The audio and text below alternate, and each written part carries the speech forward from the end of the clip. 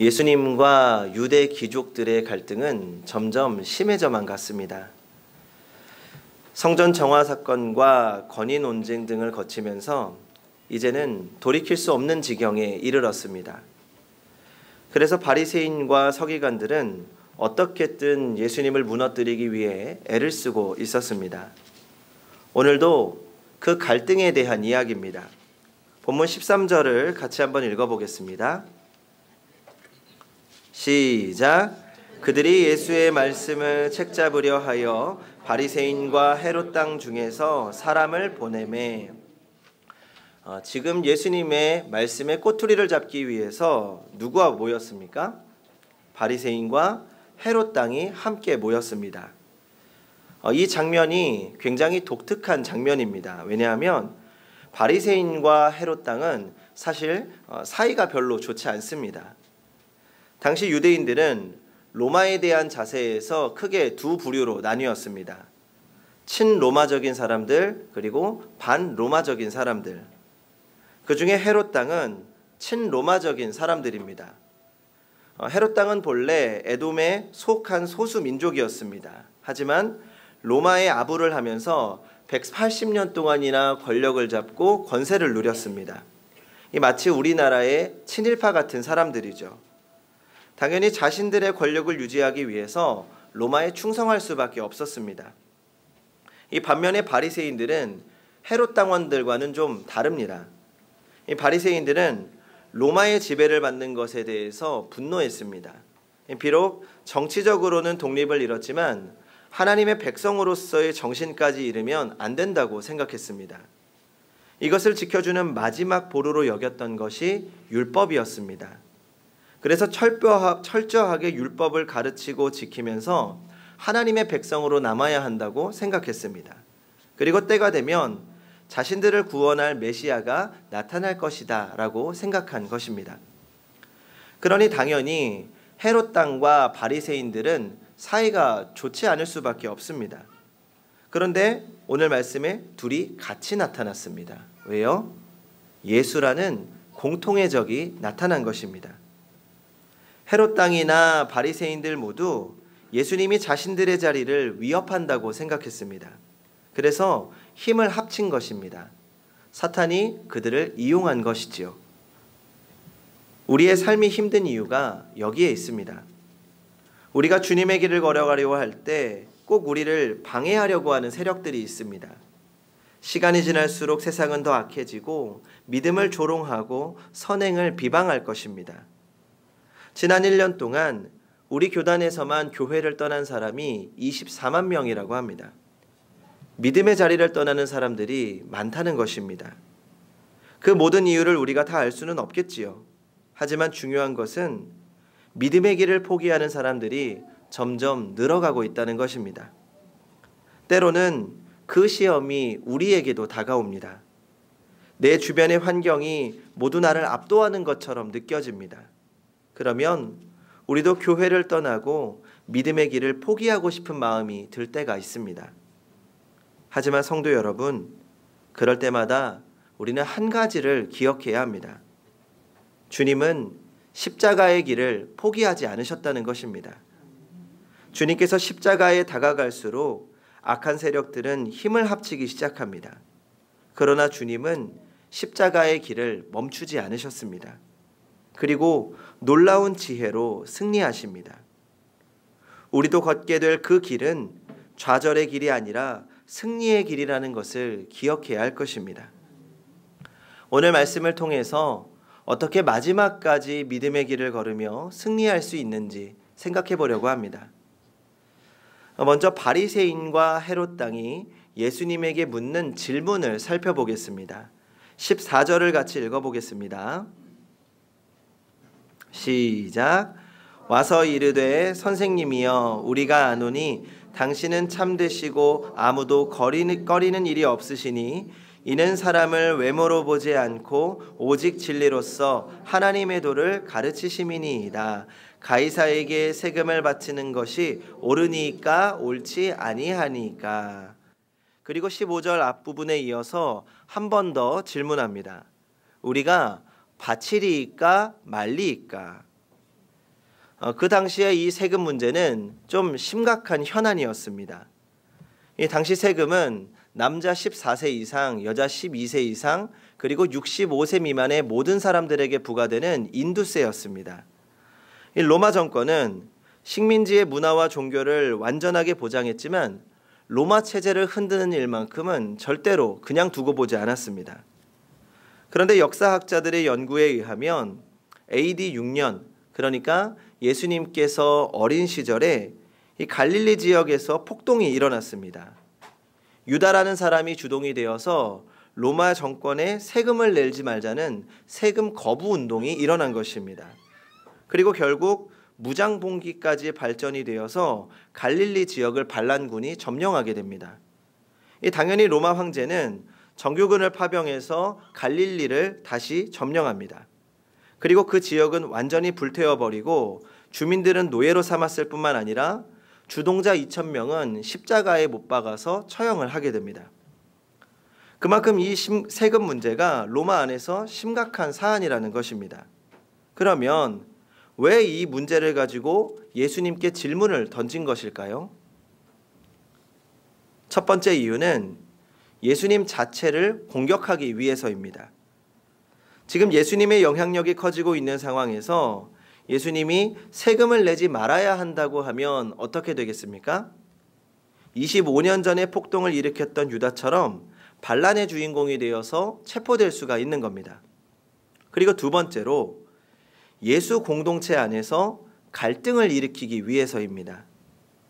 이 질문을 받은 예수님을 보면서 예수님의 대답이 가장 궁금했던 사람들은 누구일까요? 예수님의 제자들, 그리고 예수를 따르는 무리들입니다. 예수님을 따르는 사람들 중에 로마의 지배에 반대하는 사람들이 많았을까요? 아니면 찬성하는 사람들이 많았을까요? 당연히 반대하는 사람들이 많았습니다.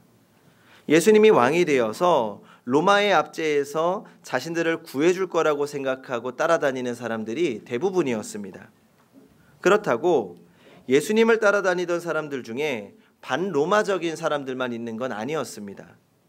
이 당시에 세금을 징수하다가 제자가 되었던 이 세리 마태 같은 경우는 오히려 친로마적인 성향을 가지고 있던 사람입니다.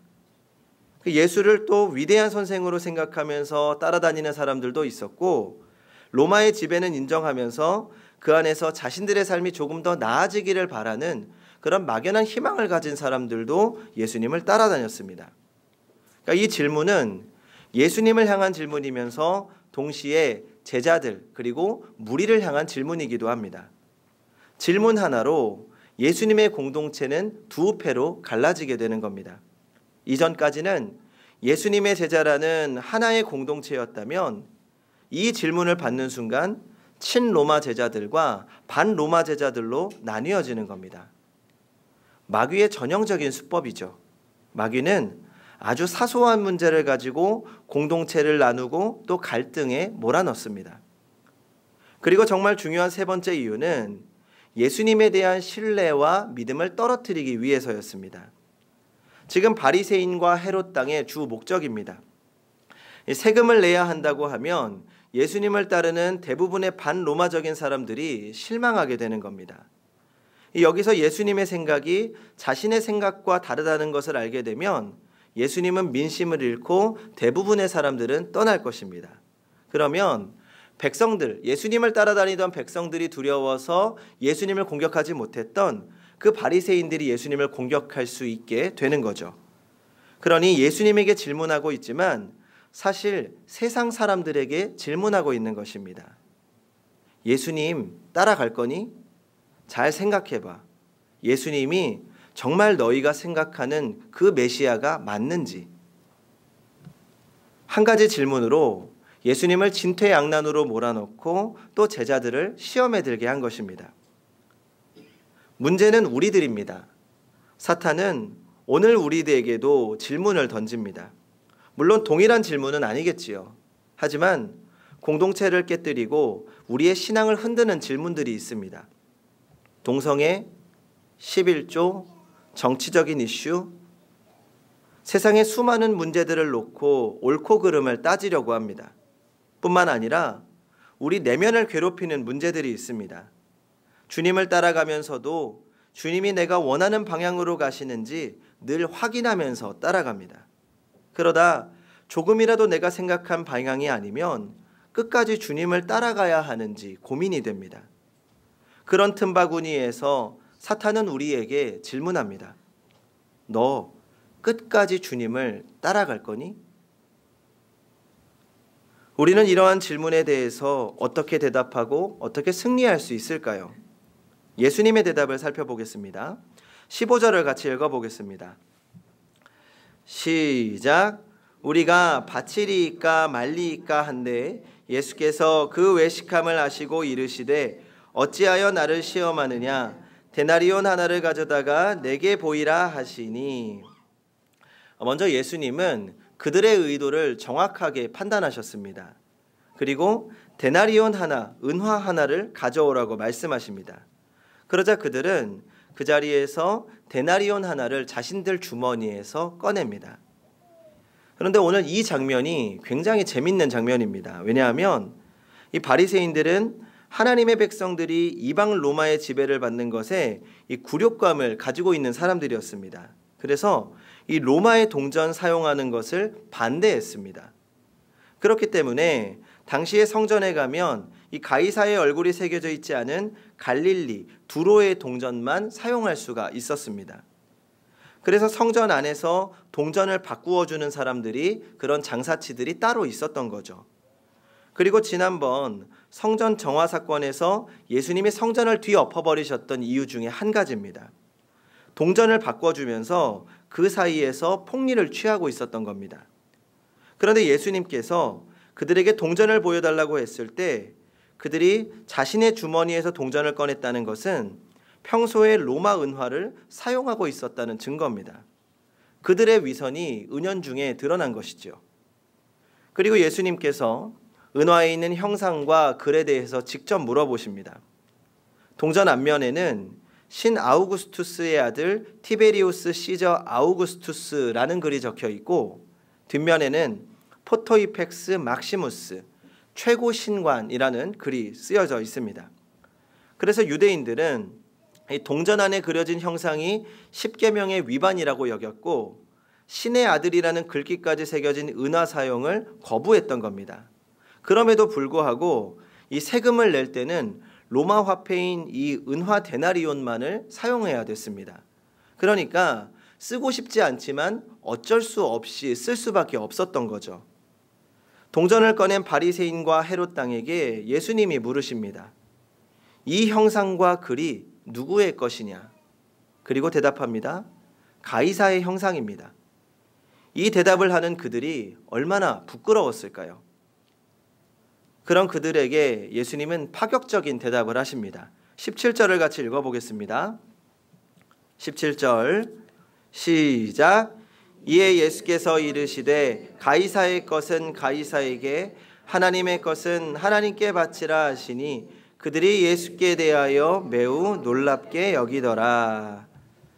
지금 예수님께서는 로마 황제의 흉상이 새겨진 데나리온은 황제에게 세금을 바쳐라 라고 말씀하십니다.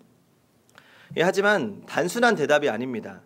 첫째로 예수님께서는 이 대답을 하시면서 보다 깊은 곳으로 관심을 돌리셨습니다.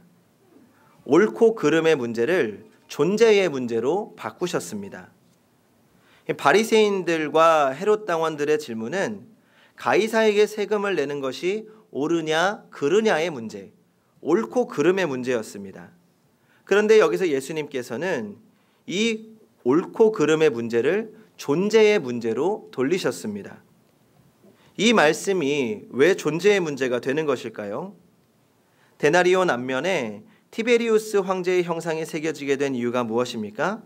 그것은 그가 로마 제국 내에서 최고 권력자인 황제였기 때문입니다. 티베리우스라는 존재가 황제였기 때문에 그 얼굴이 데나리온에 새겨진 것이고, 그는 내 얼굴이 새겨진 건 내게 바쳐라 라고 명령할 수 있는 힘을 가지고 있었던 겁니다.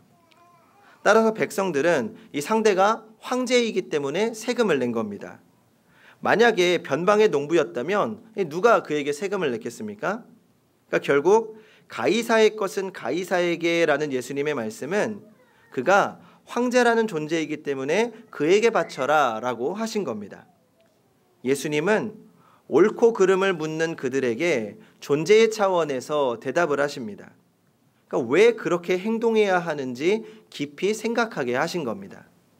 그리고 둘째로 예수님께서는 보다 높은 곳으로 관심을 돌리십니다. 하나님께로 관심을 돌린 겁니다. 예수님의 대답은 가이사의 것은 가이사에게로 끝나지 않았습니다. 대답의 핵심은 그 다음에 나오는 하나님의 것은 하나님께 바쳐라. 여기에 있습니다. 데나리오에는 로마 황제의 흉상이 새겨져 있다면 이 세상 전부에는 하나님의 형상이 새겨져 있습니다.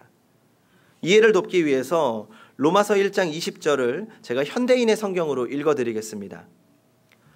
하나님이 세상을 창조하신 그때부터 보이지 않는 그의 속성, 곧 그의 영원하신 능력과 신성이 그가 만드신 만물을 통해 분명히 나타나서 알게 되었으니 이제 그들은 변명할 수가 없습니다. 아멘. 세상 모든 만물에는 하나님의 형상이 새겨져 있는 것입니다. 그러므로 황제의 흉상이 새겨져 있기 때문에 데나리온을 황제에게 바쳐야 된다는 논리를 따르면 하나님의 능력과 신성이 그대로 새겨져 있는 모든 세상 만물은 그 모두가 당연히 하나님께 드려져야 되는 것 아닙니까? 예수님께서는 이 대답을 통해서 세상의 모든 만물이 다 하나님의 것이라는 것을 선포하신 겁니다. 그뿐만이 아닙니다. 그 만물 속에 살아가는 사람은 어떻습니까? 사람 역시 하나님의 것입니다. 사람에게도 하나님의 형상이 찍혀 있기 때문입니다. 그러면 로마 황제도 예외가 아닙니다. 로마 황제와 그가 다스리는 로마 제국까지 하나님의 것입니다. 그러니까 예수님은 온 세상이 하나님의 것임을 선포하고 하나님과 가이사를 대비하면서 정말 로마 황제만큼 하나님을 두려워하는지 인간 황제만큼 하나님을 섬기고 있는지에 대해서 모두에게 정종을 울린 것입니다. 바리새인들과 헤롯 당원들은 예수님의 대답을 듣고 할 말을 잃어버렸습니다. 17절 후반절을 보면 그들이 예수에게 대하여 매우 놀랍게 여겼다라고 기록합니다. 그러니까 지금 예수님은 그곳에 속한 모든 사람의 관심을 다른 곳으로 돌린 것입니다. 지금 모든 사람의 관심은 당장 세금을 내야 되느냐 말아야 되느냐에 집중되어 있습니다. 당장 옳고 그름을 분별해서 편을 가르고 또 예수님의 대답에 따라서 자신이 따라야 할지 말아야 할지 결정해야 되는 그 중요한 순간에 주님은 그보다 깊은 본질을 바라보게 하시고 보다 높고 크신 하나님을 바라보게 한 것입니다. 오늘 주님의 대답이야말로 이 세상에서 신앙생활을 하는 우리 그리스도인들이 가져야 하는 믿음의 자세입니다. 오늘 말씀을 통해 우리가 깨달을 수 있는 것은 무엇입니까? 먼저 우리 안에는 이 선한 싸움이 계속된다는 것을 기억해야 합니다. 우리가 살아가는 세상은 끊임없이 세상과 하나님 사이에서 갈등하게 합니다. 우리는 그 사이에서 믿음이 흔들리고 상처받고 넘어집니다. 그러다 보면 우리는 사소한 것에 집중하게 됩니다.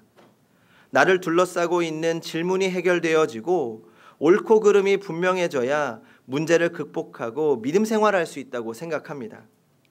하지만 주님이 다시 오시는 그날까지 우리의 싸움은 끝나지 않을 것입니다. 우리가 주의 길을 걷기 위해 노력할수록 우리를 의심하게 하고 중요하지 않은 문제에 집중하게 할 것입니다. 하지만 그때 우리는 보다 크신 하나님을 바라보아야 합니다. 본질에 집중하고 내 존재와 하나님의 존재에 집중해야 합니다. 둘째는 이 싸움의 끝에 반드시 우리에게 주시는 평안과 영광이 있다는 것입니다. 오래전에 한 가지 실험 동영상을 본 적이 있습니다. 먼저 2개의 작은 테이블을 준비합니다. 그리고 이 2 테이블 사이에는 투명한 강화 유리로 올려놔서 다리처럼 만들어 놓습니다. 이 어른이 지나가도 충분할 만큼 튼튼한 강화 유리입니다. 그리고 한쪽 테이블 위에는 한 7, 8개월쯤 되는 어린 아기를 올려둡니다. 물론 다른 안전장치도 충분히 해두었습니다. 그러면 이제 막 기어다니기 시작하는 아이는 이 반대편 테이블로 건너가고 싶어 합니다. 물론 그 사이에는 투명한 강화 유리가 있지만 건너지 못합니다. 어린 아가들도 떨어지면 다친다는 것을 알고 있는 것입니다. 몇 번을 실험해 보았지만 마찬가지였습니다. 아이들은 반대편 테이블로 건너가지 못했습니다. 그리고 다음 시험으로 넘어갔습니다. 조건은 동일합니다. 강화 유리가 다리처럼 놓인 테이블 한쪽에 어린 아가를 올려두었습니다. 달라진 점은 반대편 테이블에 아가의 엄마가 서 있었다는 것입니다. 그리고 엄마는 아가의 이름을 부릅니다. 아가야. 그러면 아가는 엄마에게로 가고 싶지만 망설입니다. 아가에게는 테이블 사이가 낭떠러지처럼 보이기 때문입니다. 하지만 엄마는 다시 웃으면서 두 팔을 벌리고 아가를 부릅니다. 아가야. 그러자 놀랍게도 아가는 웃으며 낭떠러지로 조심스럽게 기어가기 시작합니다. 그리고 눈에 보이지 않지만 분명히 존재하는 다리를 건너고 엄마 품에 안기는 것입니다. 전 이것이 우리의 믿음 생활이라고 생각합니다. 그저 주님을 향해 한 걸음 내딛는 것이 신앙의 길입니다. 그리스도인은 주님이 주신 목적을 향해 나아가는 사람들입니다. 그러나 그 길이 쉽지만은 않습니다. 우리가 살아가는 동안 수많은 시험이 있습니다. 세상의 문제로 아등바등하며 살아갑니다. 지난 한 주간도 우리는 그저 살아내기 위해 애를 썼습니다. 늘 고민과 질문이 우리 안에 가득합니다. 이번 달 월세를 내야 하고 먹을 거리를 걱정해야 하고 입을 것을 걱정해야 합니다. 이 문제가 해결되어야 우리의 신앙 문제를 돌아볼 여유가 생깁니다. 사실은 그저 세상에 사로잡혀 살아가는 것입니다. 그러다 보니 종종 찾아오는 시험들이 마치 낭떠러지처럼 느껴지기도 합니다. 힘들고 지치고 믿음 생활마저 포기하고 싶은 순간도 있습니다. 아니, 포기하지는 않더라도 그저 시간이 지나면 괜찮아지겠지, 무력감에 사로잡히기도 합니다. 하지만 그때 우리가 바라보아야 할 것은 우리를 향해 미소 짓고 우리의 이름을 부르시는 하나님을 바라보는 것입니다. 하나님은 우리를 위해 모든 것을 예비해 놓으셨습니다. 비록 우리 눈에 보이지 않을지 모르지만 하나님은 우리를 위해 모든 것을 계획해 놓으셨습니다. 성도 여러분, 예수 잘 믿으십시오. 완전히 믿으십시오. 끝까지 믿으십시오. 보다 깊고 보다 높은 곳을 바라보시기 바랍니다. 주님이 포기하지 않으셨던 그 길, 우리도 함께 걸어가야 합니다. 주님께서 우리보다 앞서 계시며 우리를 기다리고 계십니다. 주님을 믿고 끝까지 믿음의 길을 마친다면 우리는 주님 품 안에서 가장 안전하고 가장 완전한 평안을 누리게 될 것입니다. 디모데후서 4장 7절과 8절입니다. 나는 선한 싸움을 싸우고 나의 달려갈 길을 마치고 믿음을 지켰으니 이제 후로는 나를 위하여 의의 면류관이 예비되었으므로 주 곧 의로우신 재판장이 그날에 내게 주실 것이며 내게만 아니라 주의 나타나심을 사모하는 모든 자에게도니라. 아멘. 기도하겠습니다. 우리보다 앞서가신 주님, 우리도 주님을 따라 믿음의 길을 걸어갑니다. 어떠한 시험 속에서도 끝까지 십자가를 향해 가신 주님을 바라봅니다. 연약한 우리가 주님을 따르려고 합니다. 현실 속에 찾아오는 시험들로 상처받고 넘어지고 쓰러질 때도 있습니다. 때로는 그 마음의 고민 때문에 교회를 떠나고 주님을 떠나고 싶어질 때도 있습니다. 하지만 앞서가신 주님을 바라봅니다.